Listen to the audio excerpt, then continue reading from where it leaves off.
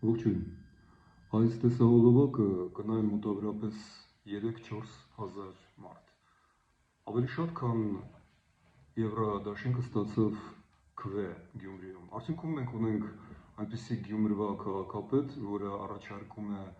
Հայաստանին դառնալ միութենական պետության մաս, այսինքն հրաժարվել մեր ինքնությունից։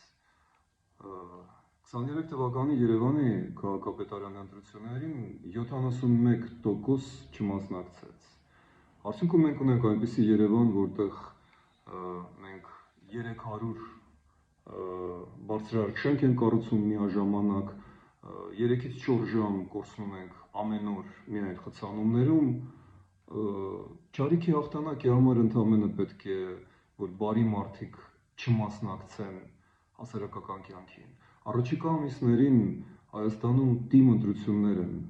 եւ եթե մենք շարունակենք մնալ այսպես TikTok-ում, Facebook-ում,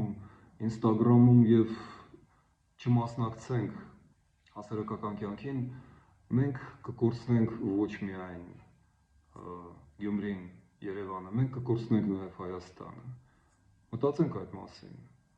հաջորդ ընտրությունների ժամանակ։